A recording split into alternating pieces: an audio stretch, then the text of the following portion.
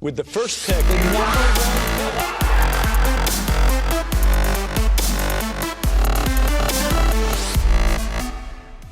Welcome back. This is episode 2 of the PG Draft Stock Report. I'm your host, Brian Sakowski, joined by your other host, Vinnie Cervino. We are what I like to call the Jordan and Pippen of MLB Draft. Oh, my God. And we kind of, the thing of it is, it's not even implying that I'm Michael Jordan. We switch off the roles. So sometimes Vinny's Jordan, sometimes I'm Jordan. What I'm trying to say is, I think we kill it. Anyways, this week, we are going to take you through positional groups for the draft over the next several weeks leading up to the draft in this space. We'll do some other things too, break down some mocks like we did last week, break down a final board like we will towards the end. But for the next several weeks, we're going to go position group by position group. And we wanted to start with prep bats, but there's just so many of them that we're going to break it down even further. So this week, we're going to do prep infielders specifically. Next week, we'll have prep outfielders and catchers lumped in together just for the sake of balance. And then we'll get into college.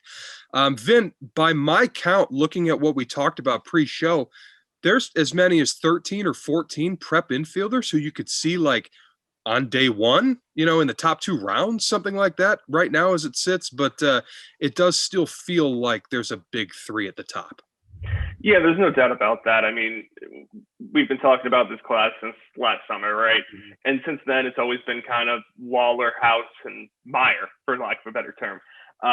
Those 3 guys have been really special. Like we said, we think the prep shortstops are kind of the cream of the crop of this year's draft class, which is going to be one of the better draft classes in recent memory. Brady House has had a phenomenal season over in Georgia. He's hitting somewhere close to, I think, 600 on the season. They might even be finished. I know their playoffs have been going on these last couple of weeks. Marcelo Meyer has kind of really stood out for his bat and his home run potential. There's guys who really think that he's going to not only be an up-the-middle defender, but doing so, hitting 20-25 home runs at the position, which is obviously very rare. Lawler's had some struggles throughout the high school spring, but he still remains a very complete package. For my money, I think he's the safest out of those 3 prep shortstops. And then also, I think when you're talking about the rest of the class too, we could have as many as 5, maybe even 6 prep shortstops go in the first round, which would be basically unprecedented. Yeah, and those 3 are kind of the slam dunks to go in the first round right now.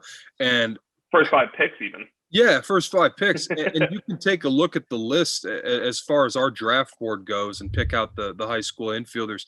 And like the further you get down the board, it's, we have guys in the 50s who, if you really kind of look at it, yeah, you could see them going in the first round if somebody really in the back half.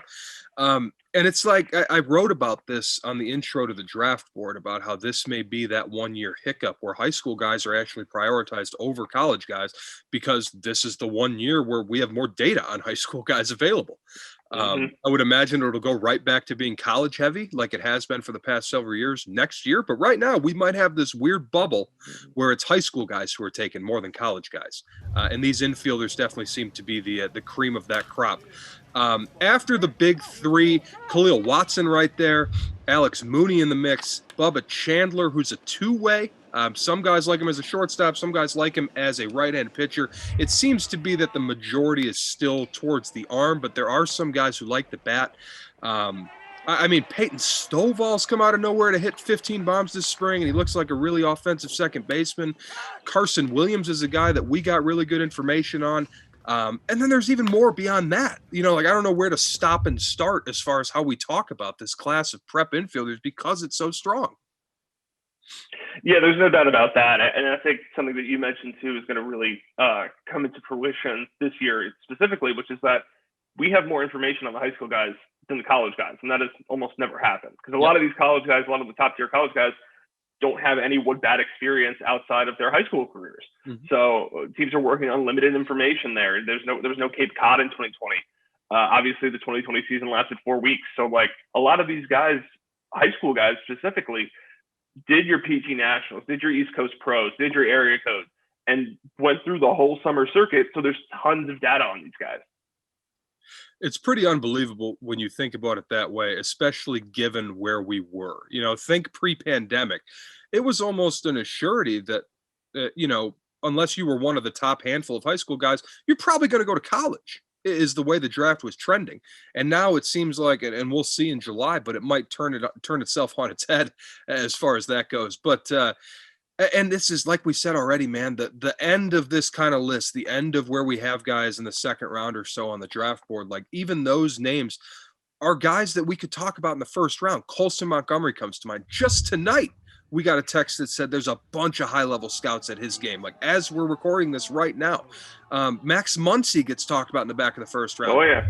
Edwin Arroyo gets talked about in the first round. Tyler Whitaker out of Vegas gets talked about as a potential first rounder.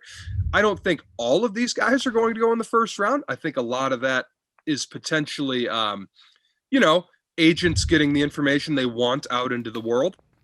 As far as massaging the narrative. Information dissemination, one of the unheralded parts of our job. That's honestly, you want to see me go on a rampage, we can talk about that.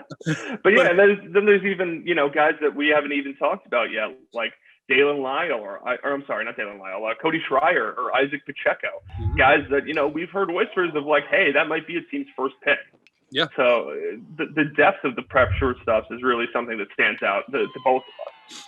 And we'll be talking about Dalen Lyle next week, obviously. Dalen Lyle is an outfielder. He plays the outfield. I'm an idiot.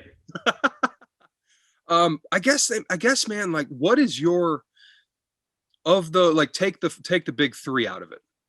Mm-hmm. Of those prep infielders, like, who's your pick to click? Like, maybe give me one or two guys. Like, who's your personal favorite if you're giving everything else being equal and this is in a vacuum, that type of question. Yeah, I'll throw you two names. One being Khalil Watson. Obviously, I think he's firmly in that category or closest to that category of Mayer, House, and Lawlar. He's a guy that, conversations on the scouting staff we had all last year, all this offseason, and we kind of determined, like, yeah, he's our guy. Like, he's the guy that we've seen perform at high-level events. He stole the show at a playoff game in Jupiter where he was making outstanding plays with his backhand, scored the only run of the game by stealing home. Like, he's just a dynamic presence. And then another guy that I'll talk about a little bit is Carson Williams, one of the top two-way talents in the class. He'll run his fastball up to 94, 95, 96, but most teams view him as a shortstop. He was the guy that really took the world on fire down in Jupiter, along with his teammate Davis Diaz and the GBG Marucci team that ended up winning Jupiter for the first time in their history. So he was a guy who's stupidly athletic. The bat speed is obvious. The big-time power potential is there when you look at the 6'2", 6'3" frame, projection. And teams think he's going to play shortstop. So, again, like we talked a little bit with Meyer, guys who hit that kind of home run potential or home run output and play shortstop are very, very rare. Yeah, and you can take any name off of this list and immediately it jumps to mind what is unique about that player. You talked about Watson. It's the freaky twitch along with left-handed juice, along with athleticism, along with performance. And then you can go all the way down to Colson Montgomery. This is the dude who can play basketball at Indiana if he wants. Like, that level of athleticism, that level of two-way ability. Edwin Arroyo, does he have the best defensive hands in the class? I'd make the argument he certainly does. Tyler Whitaker might be the most explosively toolsy one on the list. He's huge. He's got massive juice. He can jump out of the gym. It's a really special athleticism there. Peyton Stovall's the second baseman who bangs, with power, the left hand. These are all unique profiles. They're all really special talents. And even the top three, like we talked about during the draft list process, man, I don't know how to order it. We went with Meyer first, but part of that had to do with industry consensus. Part of that had to do with our own personal opinions on it. But even still, that was not a slam dunk. We just don't know. And that's what makes this class so special on the prep side is we just don't know right now. There's so much talent.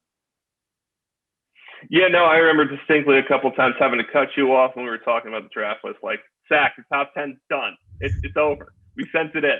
We finalized the order. But yeah, no, we went back and forth so many times on those guys. It's nuts to think about. It really is a special class of prep shortstops, and I think one that is likely going to stand out when you look at drafts in the future from now and compare that with this draft. I can't recall ever a time seeing this many good prep shortstops going on day one, or potentially going on day one. It's truly special. And part of the reason why we decided to break up the prep bat talk is just because there's so many shortstops, we wouldn't have time. We wouldn't have time for the outfielders or catchers. We will get to those next week. Thank you for joining us, as always, on the PG Draft Stock Report. For Vinny, I'm Brian. We'll talk to you next week.